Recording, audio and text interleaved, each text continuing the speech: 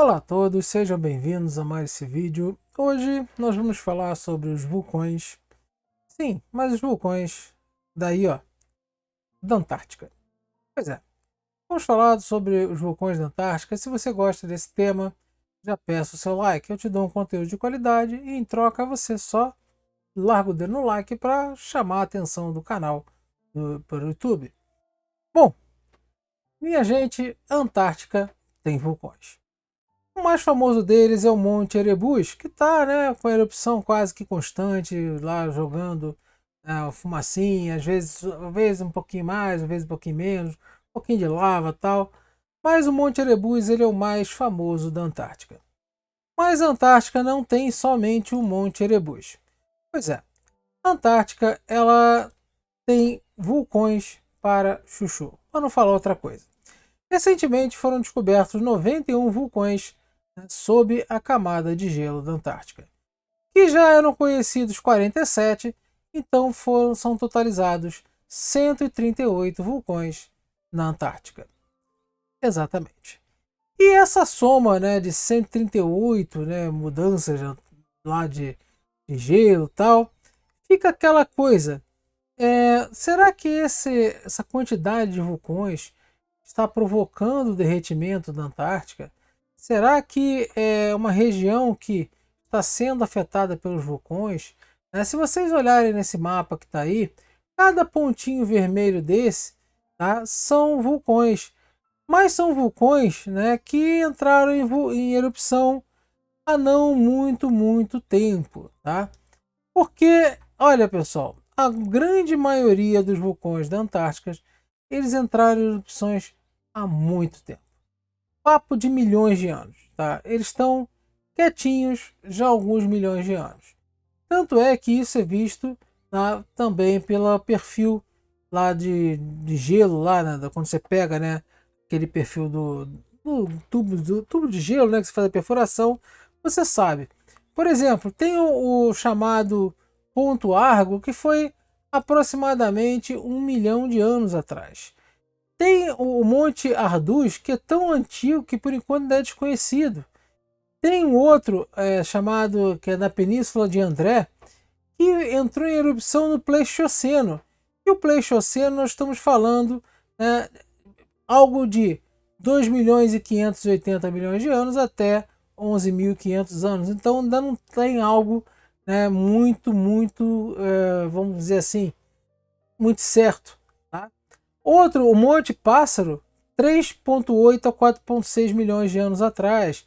Né? As Ilhas Birman, desconhecidos, e por aí vai. Mas, por exemplo, o Monte Berlim foi aproximadamente 8.500 anos antes de Cristo, mas com erro de 5.300 anos.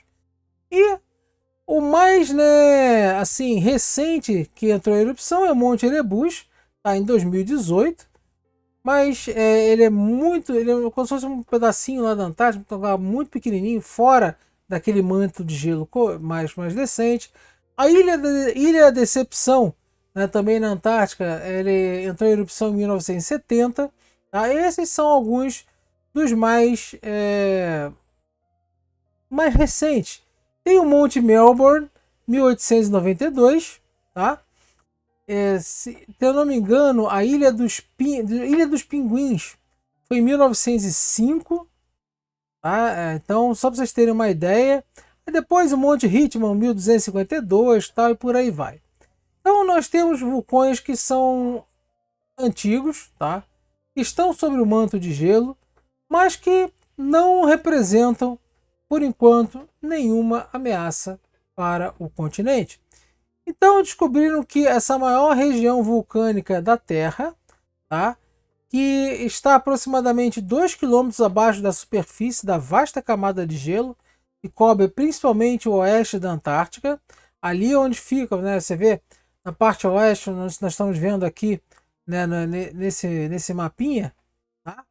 Então nesse mapinha aqui, ó, nós podemos ver toda essa parte, desde a península aqui do lado, ó, toda essa parte aqui é a região que tem mais concentração de vulcões, né? Exatamente, não só na Antártica, mas de vulcões na Terra, maior concentração. E com isso, acabamos, né, perguntando, será que isso daí, né, teria algum problema? Será que isso daria, né, algum... Entrou em erupção, né? E aí, e agora? Então, várias pesquisas foram feitas, vários locais, inclusive, né, por exemplo, na Groenlândia, que tem pontos quentes também, chamado hotspot, né, que tem vulcões lá também, mas constatou-se que esses vulcões eles não são responsáveis, né, por nenhum decréscimo de gelo, né, atual ou no curto prazo de tempo. Tanto é que essa camada de gelo são de milhões de anos. Né? E claro, 138 vulcões, tá? Eles não entram em erupção ao mesmo tempo também. Tem outro fator. Agora, como é que seria uma erupção do vulcão, né, numa camada de gelo como da Antártica? Então tá aqui esse esqueminha. Então tá aqui o vulcão, tá? Onde que ele entraria em erupção, formaria um pequeno lago, tá? A parte mais embaixo do gelo, a parte mais antiga do gelo, ele é chamado um gelo meio que impermeável, porque ele está muito compacto pela gravidade, pelo peso, né, das outras camadas. Ele acaba meio que sendo impermeável. Iria, né, derretendo um pouco e parte desse fluxo, né, desse lago aqui, desse gelo, ia derretendo, iria se infiltrando entre algumas camadas, tá? Que acabaria formando como se fosse um rio. Ele poderia, dependendo de fosse, ou se recongelar, tá? Formando, mostrando ali que houve uma erupção, ou então, né, for uma parte mais instável, mais próximo da plataforma continental, ali do oceano, bem mais próximo, alguma coisa mais estável, uma plataforma assim, pode sim ter o escorregamento, né, de grandes geleiras.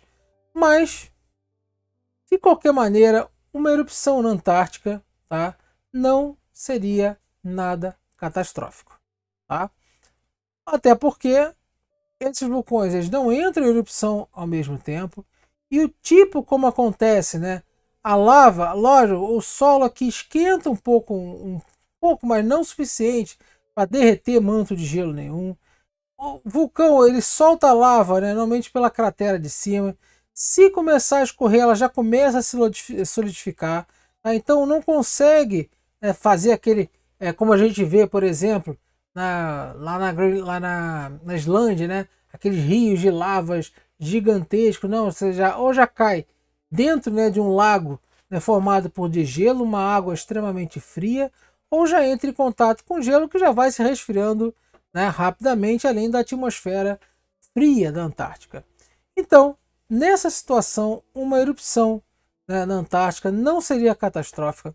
Uma erupção de gelo, uma erupção vulcânica, né, na Antártica não seria catastrófica. Agora, mas e os 130 e tal vulcões se entrassem em erupção ao mesmo tempo? Algo extremamente improvável, né, de acontecer. Mas nós vejamos o seguinte: onde é que é a localização da maioria desses vulcões? Está aqui, ó, nessa parte, né, da Antártica. Então nós teremos que, se a maioria dos vulcões estão localizados nessa parte aqui da Antártica, tá?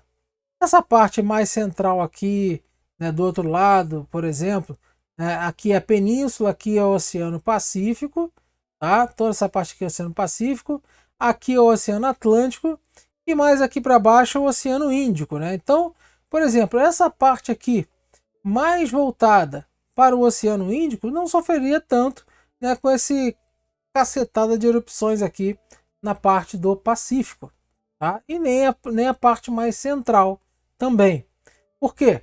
Volto a dizer que mesmo com a lava estando muito quente, ela vai se solidificando, vai somente em contato com gelo, e com esse gelo ele vai perdendo calor, ele vai ganhando calor, vai trocando calor com a lava, vai se transformando em água e vai continuando resfriando até que a própria rocha ela começa a bloquear.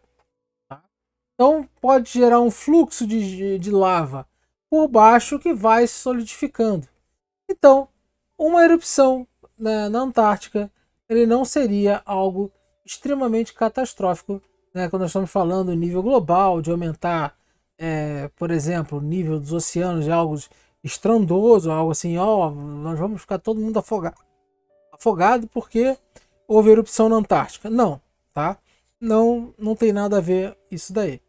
Então, essas mudanças de gelo que ocorrem anualmente, claro, né, se nós pegarmos em relação a 1850, né, a 1900 e tal, a temperatura média do planeta aumentou em relação a esses últimos anos, tá?